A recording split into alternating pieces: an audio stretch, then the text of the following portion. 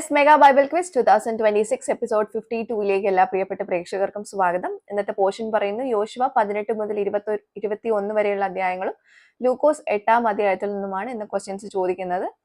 എല്ലാവരും വായിച്ച് റെഡി ആയിട്ട് ഇരിക്കുകയായിരിക്കും എന്ന് കരുതുന്നു. ആദ്യത്തെ ക്വസ്റ്റ്യനിലേക്ക് പോകുന്നു. ഫസ്റ്റ് ക്വസ്റ്റ്യൻ, ഒരു കാര്യവിചാരകന്റെ പേരെന്ത്? ഒരു കാര്യവിചാരകന്റെ പേരെന്ത്?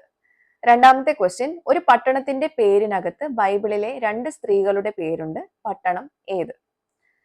ഒരു പട്ടണത്തിന്റെ പേരിനകത്ത് ബൈബിളിലെ 2 സ്ത്രീകളുടെ പേരുണ്ട്. പട്ടണം ഏത്?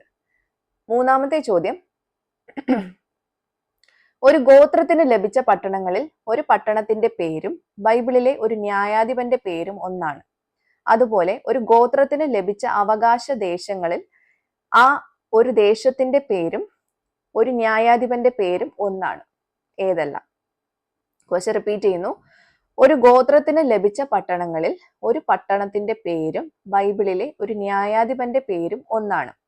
അതുപോലെ ഒരു ഗോത്രത്തിന് ലഭിച്ച അവകാശ ദേശങ്ങളിൽ ഒരു ദേശത്തിന്റെ പേരും ഒരു ന്യായാധിപന്റെ പേരും ഒന്നാണ്.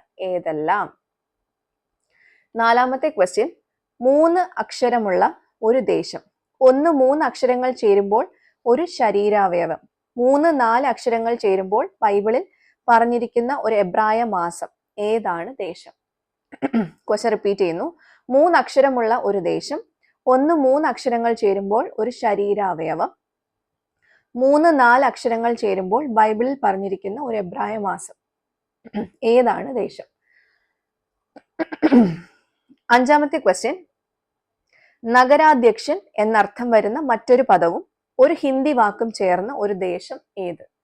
നഗരാധ്യക്ഷൻ എന്നർത്ഥം വരുന്ന മറ്റൊരു പദവും ഒരു ഹിന്ദി വാക്കും ചേർന്ന ഒരു ദേശം ഏത്? അപ്പൊ ഇതാണ് ഇന്നത്തെ 5 ക്വസ്റ്റ്യൻസ്. ചോദ്യം നിങ്ങൾക്ക് ക്ലിയർ ആയിട്ടുണ്ടാവുമെന്ന് കരുതുന്നു. ഇതിന്റെ കറക്റ്റ് ആയിട്ടുള്ള ഉത്തരം താഴെ കാണുന്ന വാട്സ്ആപ്പ് നമ്പറിലേക്ക് വിത്ത് റെഫറൻസ് അയച്ചോളൂ. ഇതിന്റെ ആൻസേഴ്സ് നാളെ നമ്മൾ റിവീൽ ചെയ്യുന്നതായിരിക്കും. അപ്പൊ നമുക്ക് ആൻസേഴ്സുമായിട്ട് വീണ്ടും കാണാം. Till then, it's me, Angel, signing off. Bye and take care.